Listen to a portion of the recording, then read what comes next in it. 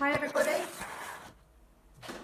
how are you? I'm just trying to sort this out so that you're not blinded by the sun behind me. Here I am on, I think it's my 5th live stream in this week. I'm really enjoying them. I hope you are too. And first of all, to all of you watching the replay, thank you so much for coming to listen to me again. Now, the subject today is all about inner child. Inner child before age 3, so before you could talk, so it's really quite an interesting subject. If you're coming on to watch me live, do let me know you're here. Give me a wave or send me an emoji. And let's get the message out. Share if you're liking what I'm talking about. I'm Sarah Negus, the modern day shaman and a spiritual mentor, and I'm here in sunny South London. Look, it is sunny. Talking to you today about inner child stuff. Hello Julie, lovely to see you. What I'm going to be doing in particular is talking about the inner child before you got to be about 3. Now, just a few little housekeeping things. If you don't know me and you're just seeing me for the first time, you can find me on Expand Your Energy, Expand Your Impact, which is my Facebook group. And what am I? What can I tell you about myself? Well, I'm, as I said earlier, the modern day shaman, and my speciality is helping you look within yourself to uncover all of the wonderful aspects of you that you're not quite sure of yet. I'm not your everyday mentor. As I said, I'm a shaman. I'm actually a master of energy.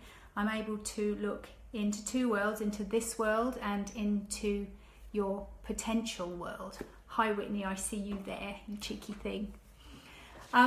So, inner child. This is one of a very favourite subject of mine, and I find that it has a lot of resonance with a lot of people. After all, we've all been children. And at some point in our childhood, things will not have gone our way. You know, when we are born, we have such a blank slate. Yes, we can't remember why we've come. And yes, we're completely reliant on those around us in terms of our survival. So you can get an idea, can't you, that childhood is where we really do suck in information from the outside world, trying to define what's real for us. Now, a very pivotal part of that is, I'm loving the hearts, by the way, thank you. Feeling very loved. A pivotal part of our childhood is our pre-communication life. So from when we're very, very small and our mother's eyes are all that we can see, and our mother is the universe to us, it's our feeling of connection. And then as we move and grow to be a toddler, till we're about 3 and we can fully express ourselves, you know, with language. So lots of things that happen to us when we're that tiny, we obviously are vulnerable and don't process in a way that older children or people do. And it's worse in that, or better, depending on how you look at it, in that we are not able to explain to anybody what's going on inside of ourselves. So any sort of wounding that is laid down in that part of your inner child from birth to 3 goes into your unconscious without any language around it. All that is stuck within you is emotion. And a lot of the time it's emotion that you're not able to put words to. So I don't know about you, but I know that sometimes, even now, I get so frustrated. It's like I am a child and I want to throw all of my toys out of the pram without really understanding why. It just bubbles up and comes out inside me. Usually it's when I'm finding myself not able to do something that I want to in a way that I need to. Now that is an emotional wounding that got laid down in me before I was 3, because it doesn't come with any sort of language. Now I'm sure you recognise different parts of your behaviour like that. Now what tends to happen with these emotional woundings in your inner child when you haven't got words for them is that they create repeating patterns of behaviour. So if situations keep coming towards you that you find really frustrating but aren't able to really get a finger on why, this will be something that happened to you as an inner child, when you were a small child before you could communicate. If you think about it, when we're a tiny baby and we're reliant on our mother for food, for being held, for everything for warmth, for everything that looks after us and keeps us alive, our mother is our universe. You know, we've come from the spiritual realms to be born into the physical world, and it's quite a different experience. And perhaps we're not aware of our separation yet, and our mother keeps us feeling very connected until one day she doesn't.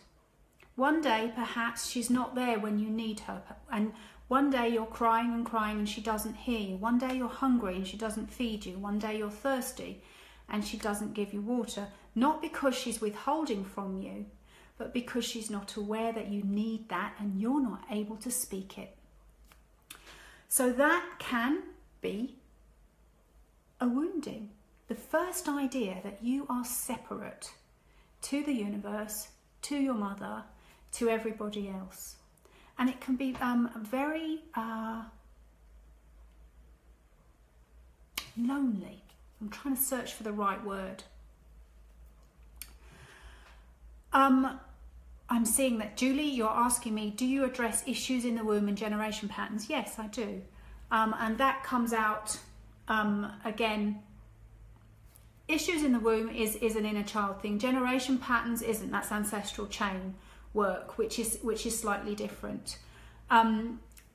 Woundings in the womb are usually part of our soul contract, and they are part of the primal wound usually, which can also be this idea of feeling separate that I'm just talking about. So have a little think about your own life, repeating patterns around feeling connected, which will be base chakra stuff, around being able to communicate effectively how you feel in terms of your own safety, or whether or not you feel frustrated around it. When I say safety, vulnerability, yes, let's use that word. And see if you have blanks, blocks, anything that kind of feels difficult around it. Now, this time in our childhood is also such a sponge. We learn so much about how to interact without being able to speak with others. So how do you relationship? Are you one of these people that goes very quiet if you're not happy? Are you one of these people that just will shout? That goes back to being a child when you scream and cry, because that's the only way to communicate back then. So all of these things I find very, very interesting. Now, I am going to be back tomorrow with, no, not tomorrow, sorry, that's Friday. I'm going to be back next week, next Monday, with some more live streams. And next week I'm going to talk a little bit about our chakras. We've touched on inner child here, we've touched on shadow work in the last couple of days. And I'm going to be talking next week about chakras and emotional wounding that goes into our chakras, and also the power of unlocking that, so that we can really build our own energy and really come to a place where we can step into our future. I've been very happy to have you with me today. Thank you for watching. Do share this if you find it interesting. There's a lot more inner child information coming through, and shadow work. As I explained in my very first live stream in this series, Modern Day Shaman is about looking at your past and looking at your future and bringing the two things closer together, and doing that through shamanic journeying, by journeying into energy, calling parts of your spirit back into your center, and then actually really grounding that with inspired action so that you can move forwards. As I said earlier, if you want to connect with me and you haven't already, come find me on Expand Your Energy, Expand Your Impact, my Facebook group. Thank you for listening. If you've got any questions, stick it in the comments, let me know, and I'll come back and answer. Thanks again. Lots of love. Bye guys. See you on Monday.